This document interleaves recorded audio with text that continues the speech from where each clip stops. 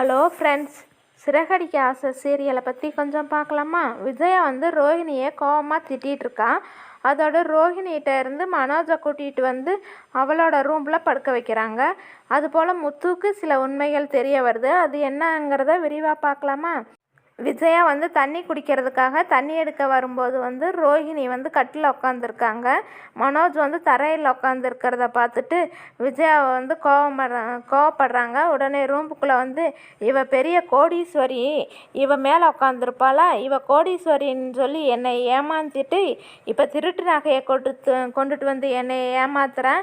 நீ இங்கே ராணி மாதிரி கட்டிலில் உட்காந்துக்கிட்டு இருப்ப, என் பையன் கீழே உட்காந்துருக்கணுமா அப்படின்னு சொல்லி கோவப்பட ரோஹிணி ஏதோ சொல்லி சமாளிக்கிறான். ரோஹிணி என்ன சொன்னாலும் விஜயா கேட்காம மனோஜை தன்னுடைய ரூமில் படுக்க சொல்லி கூட்டிகிட்டு போயிடுறாங்க. இதனால் ரோஹிணி அதிர்ச்சி ஆகிறாங்க. அப்புறமா அழுதுட்ருக்காங்க. அதுக்கடுத்து ஸ்ருதி ரவிக்கிட்ட ரெஸ்டாரண்ட்டுக்கான கலரை செலக்ட் பண்ண சொல்லிகிட்டு இருக்காங்க. அதுக்கு ரவி எனக்கு இதில் இஷ்டம் இல்லை, என்னோட சொந்த உழைப்பில் தான் நான் ரெஸ்டாரண்ட் திறக்கணும்னு ஆசைப்பட்றேன், உன்னோட அப்பா அம்மா காசில் நான் திறக்க விரும்பலை அப்படின்னு சொல்லிகிட்டு இருக்காங்க. அதுக்கு ஸ்ருதி, நீ திறக்கணும்னா உன்னோட சொந்த காசில் திறக்கணும்னா இன்னும் 4-5 வருஷம் ஆகும் அப்படின்னு சொல்லிகிட்டு இருக்காங்க. 2 பேர்த்துக்கும் இப்படியே பேசிகிட்டு இருக்கிறப்ப சண்டை வந்துடுது. 2 பேரும் பேசாமல் ஹெட்ஃபோன் எடுத்து போட்டு பாட்டு கேட்டுட்ருக்குறாங்க. அப்புறமா 2 பேரும் ஒரே செய்கை செஞ்சிட்ருக்காங்க. அப்போ ஒருவர் பார்த்துக்கிறாங்க. ஒரே போல் செய்யறதுனால ஒரே பாட்டை தான் 2 பேரும் கேட்டுட்ருக்கோம் அப்படிங்கிற மாதிரி கேட்டுட்டு 2 பேரும் சமாதானமாயிடுறாங்க. அடுத்த பக்கம் பார்த்திங்கன்னா முத்து சீதாவுக்காக மாப்பிள்ளை பார்க்குறதுக்காக ஜோசியர்கிட்ட வர்றாரு. முத்து வரும்போது செல்வத்தையும் கூட கூட்டிகிட்டு வர்றாரு. அவர், உனக்கு இதில் எல்லாம் நம்பிக்கை இல்லையே, இப்போ என்ன இங்கே வந்திருக்க அப்படின்னு சொல்லி கேட்குறாங்க. சீதாவன் வாழ்க்கைக்காகத்தான் நான் பார்த்து எல்லாமே பண்ணிகிட்ருக்கேன்னு சொல்லி முத்து சொல்லிகிட்ருக்காங்க. அப்புறமா ஜோசியர் சீதாவரனுக்கு ஒரு நல்ல அம்சமான ஜாதகம் வந்திருக்குதுன்னு சொன்னதும் முத்து இருந்துக்கிட்டு, அது யார், மாப்பிள்ளை என்ன வேலை பார்க்குறாரு, நல்லவரா அப்படின்னு எல்லாம் விசாரிச்சுட்ருக்காங்க.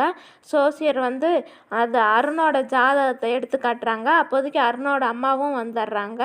முத்து இருந்துட்டு, இந்த கல்யாணம் கண்டிப்பாக நடக்காதுன்னு சொல்லிட்டு எந்திரிச்சு வந்துடுறாங்க. அப்போ செல்வன் கேட்குறாங்க, என்னடா இதெல்லாம் அப்படின்னு சொல்லி கேட்டுட்ருக்காங்க. அதுக்கு முத்து சொல்கிறாங்க, அது அருணோட அம்மா அப்படின்னு சொல்லிட்டு இருக்காங்க. அதுக்கு செல்வன் சொல்கிறாங்க, அருணுக்கும் சீதாவுக்கும் தான் கல்யாணம் முடிவாயிருக்கும் போல், கடவுளே முடிவு பண்ணியிருப்பார் போல் அப்படின்னு சொல்லிட்டு இருக்காங்க. அதுக்கு முத்து சொல்கிறாங்க, கடவுளே சொன்னாலும் சீதாவுக்கு அந்த கல்யாணம் நடக்காது, சீதாவுக்கும் அருணுக்கும் கல்யாணம் நடக்காதுன்னு உறுதியாக சொல்லிடுறாங்க முத்து. அப்புறம் பார்த்தீங்கன்னா அடுத்ததாக பார்த்தீங்கன்னா மீனாக்கிட்ட ஸ்ருதி சொல்லிகிட்டு இருக்காங்க, ரெஸ்டாரண்ட்டுக்கு பெயிண்ட் அடிக்கணும், அதுக்கு ரவி ரவிக்கு பிடிச்ச கலரில் அடிக்கலான்னு பார்த்தா அவருக்கு பிடிச்ச கலர் என்னன்னே சொல்ல மாட்டேங்கிறாருன்னு சொல்லிகிட்டு இருக்காங்க ஸ்ருதி மீனாக்கிட்ட. அப்புறமா உடனே மீனா, இதுக்கு ஏதாவது வழி இருக்குதா பார்க்கலாம்னு சொல்கிறாங்க. அப்புறமா ரவி சாப்பிட வராங்க. ரவி சாப்பிட வரும்போது மீனா நைஸாக கேட்குறாங்க, என்ன ரவி, நீங்கள் எப்போ பார்த்தாலும் ஒரே கலரே சட்டை போட்டிருக்கீங்க, இந்த சட்டை உனக்கு பிடிச்சிருக்கா ரொம்ப, அப்படி இந்த கலர் உனக்கு பிடிச்சிருக்கா அப்படின்னு கேட்டுட்ருக்காங்க. ஆமாம் அண்ணி, எனக்கு இந்த ப்ளூ கலர்னால் அதுலேயும் லைட் ப்ளூ எனக்கு ரொம்ப பிடிச்ச கலர் அண்ணி அப்படின்னு சொல்கிறாங்க. அதை கேட்டுட்டு ஸ்ருதி ரொம்ப சந்தோஷப்படுறாங்க. அதுக்காக மீனாவுக்கு தேங்க்ஸ் சொல்கிறாங்க ஸ்ருதி.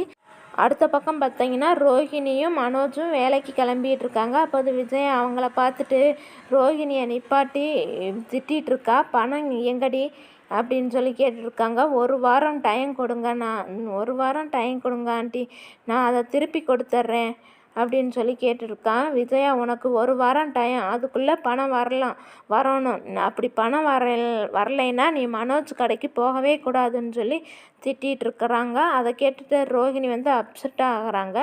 மனோஜ்கிட்ட கோவத்தை காட்டிகிட்டு இருக்காங்க. இப்போ கூட எனக்கு சப்போர்ட் பண்ண மாட்டேங்கிறீங்கள அப்படின்னு சொல்லிட்டு இருக்காங்க.